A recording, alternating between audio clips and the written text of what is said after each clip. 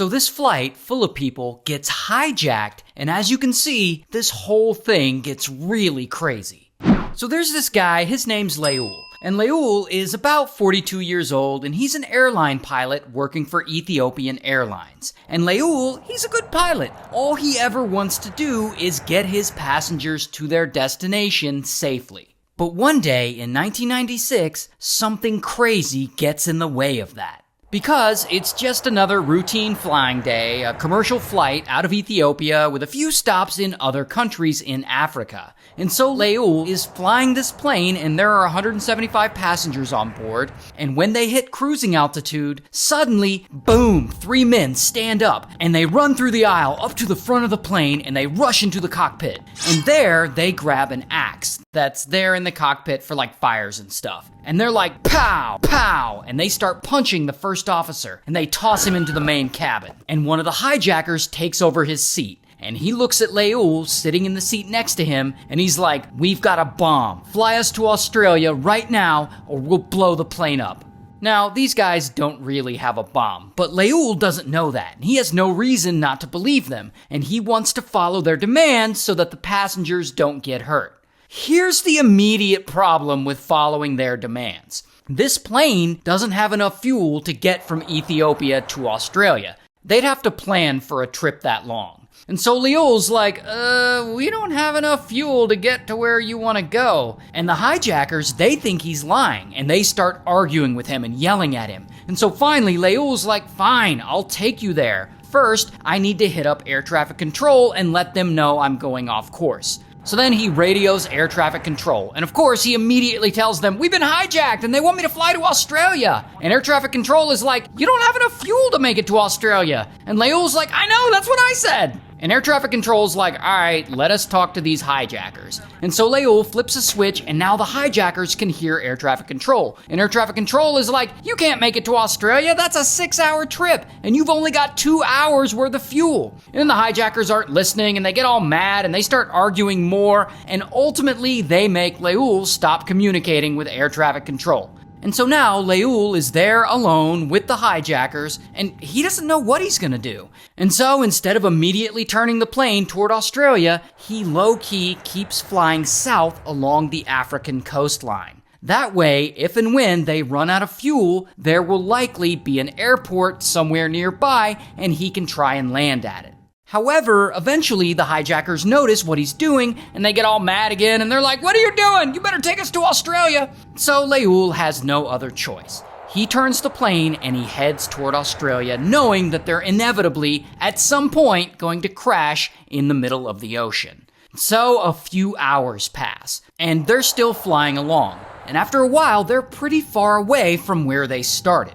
And Leul, he pulls out an atlas, and he's acting like he's making sure the plane is on the correct course to Australia, and he's like flipping through the pages, and that is when he sees the Comoros Islands, which is like a small set of islands near Madagascar, which if you're looking at a map of Africa, the Comoros Islands are right there. And so Leul starts thinking, maybe the plane could make it there. Maybe we'll land there and everything will be fine and me and all the passengers will end up safe.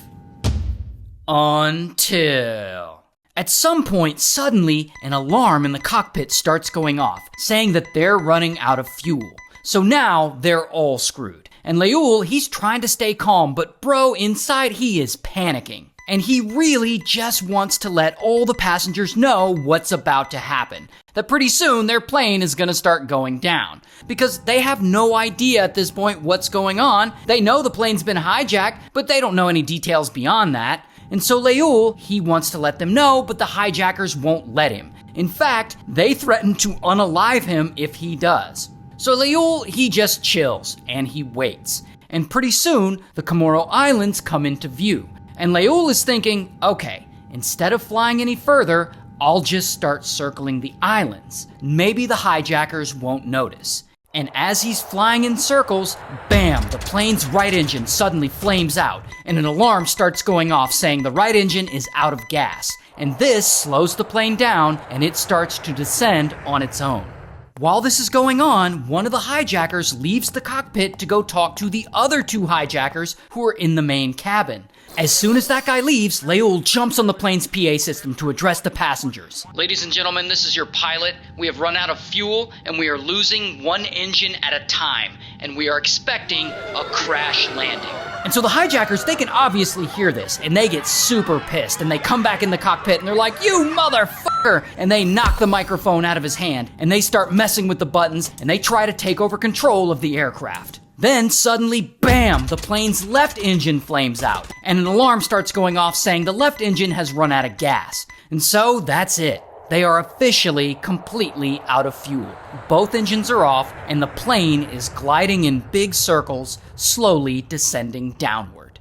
Not only that, because Leul was fighting with the hijackers, he has lost visual sight of the islands, and so he can't land there now, because he can't see where the airport is. Plus, a lot of the electrical equipment has stopped working. So not only is the plane gliding downward, he can't really use the equipment to slow it down. So they're all just plummeting to their inevitable death.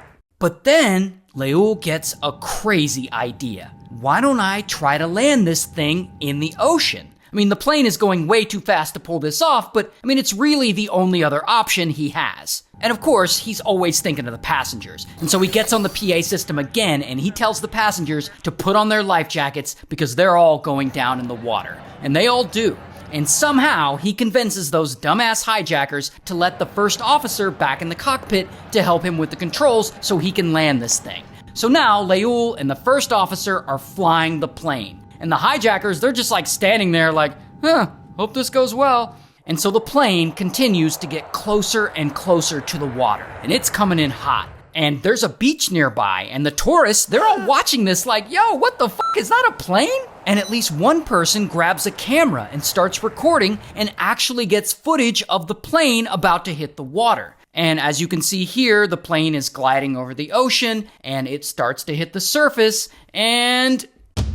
Now, I can't actually show you the plane crashing, nor do I want to. It's way too tragic, and this app, it would probably flag my video for that. But, as you already know, kaboom! The plane hits the water, and it crashes, and it splits open. Sometime later, Leul opens his eyes, and the plane is completely destroyed, but he's actually alive.